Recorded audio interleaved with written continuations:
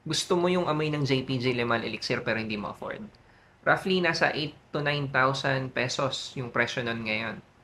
May excellent alternative under 2,000 pesos for a 100 ml bottle. Gawa ng Latafa. Pero ang tanong, is it worth it? Sa video na to, pag-uusapan natin ang note breakdown, scent profile, performance, wearability, age suitability, at ang presyo nito. Latafa The Kingdom. Pag-usapan na rin natin yung honest opinion ko sa comparison nito with the OG kay Lemal Elixir. Kaya panoorin mo hanggang dulo. Game. For the note breakdown, ang top notes niya ay lavender, mint, and sage. Middle notes, vanilla, tobacco, at orange blossom. Base notes, tonka bean, benzoin, at labdanum. Kaamoy agad ni JPJ Lemal Elixir. Hindi pa doon sa spray yung pagkatanggal ko pa lang ng cover kanina, naamoy ko na siya. Amoy JPJ Lemal Elixir. So anyway, mint and lavender combo sa initial spray.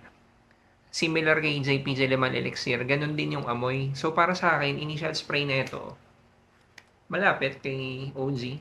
May sweetness agad, katulad din ni OG, may freshness. Dito kapag sinabi mong fresh, hindi siya katulad ng usual na freshies na may citrus.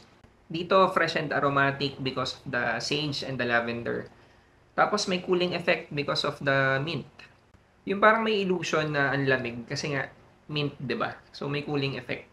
Uulitin din sinabi ko ang lapit nito sa Lemal Elixir. Nasa opening pa lang tayo. Ang lapit sa OG ng opening nito. It goes without saying na compliment magnet siya. At least sa opening kasi nandito pa lang tayo eh. Bakit ko sinabi yun? CPG Lemal Elixir yun bro eh. Compliment magnet yun. After a few minutes, lalabas yung tobacco at vanilla na combo. Na-maintain yung sweetness pero nadagdagan ng creaminess. Para sa akin, mas masarap siya amuyin sa hangin sa face na to.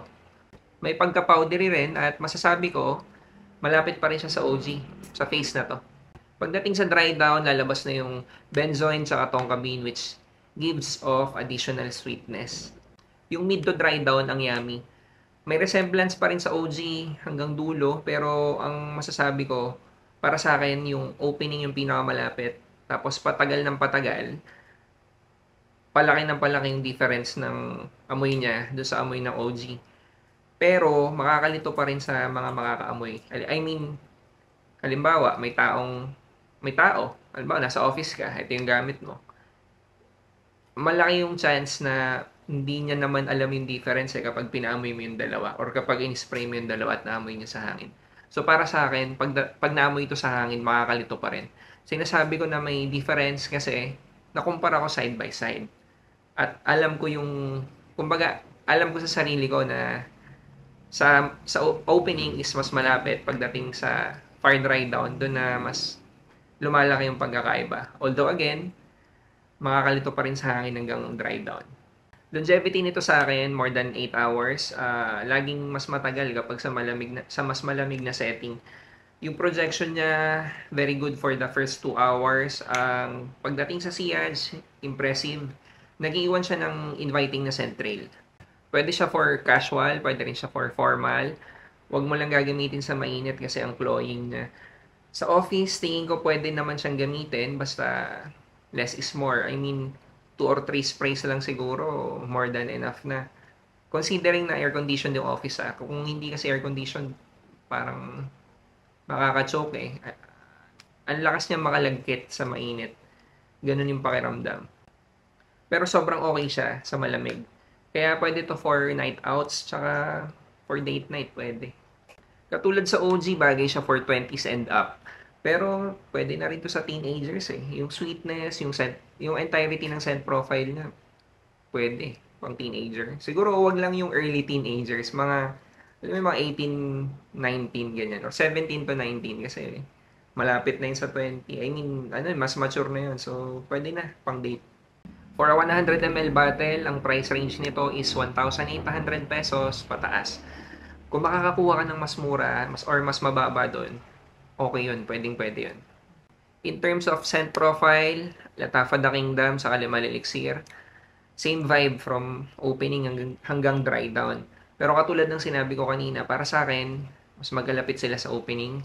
Habang tumatagal na suot mo, mas mano-notice mo na yung pagkakaiba ng scent profile nila. Pero, kahit hanggang sa dry down, makakalito pa rin yan pag sa hangin na amoy. May pagkakaiba sila bandang dulo, pero pagdating sa hangin, pag naamoy ng mga tao sa paligid mo, mahirapan pa rin silang i-identify yung pagkakaiba.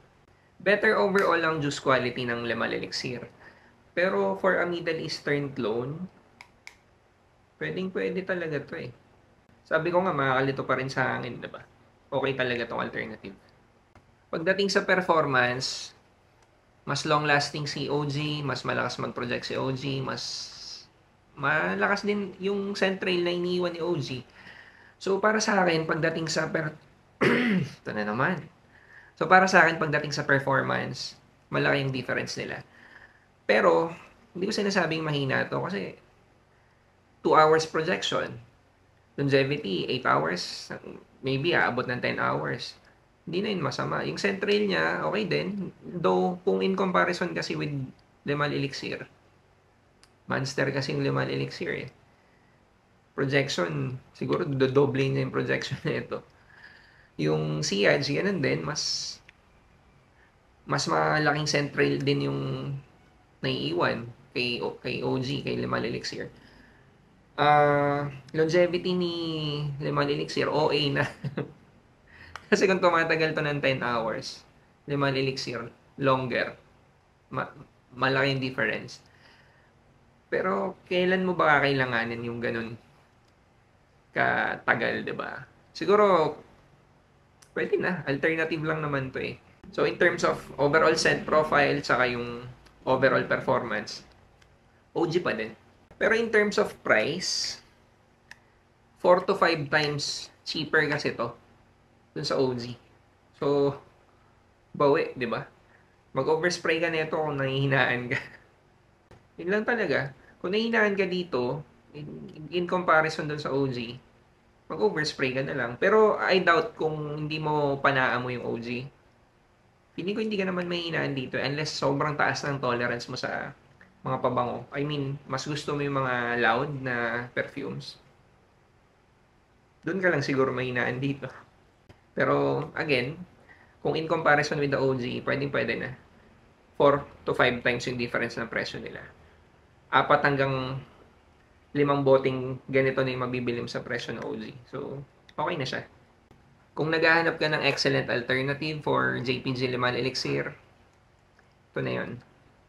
Not as strong as the OG in terms of performance, pero kapag kinonsider mo yung presyo, mapapaisip ka na pwede na talaga to. Paki-comment na lang kung may alam kang ibang okay na alternative for Lemal Elixir. 599 subscribers na boy, mag-subscribe ka na para mag 600 na.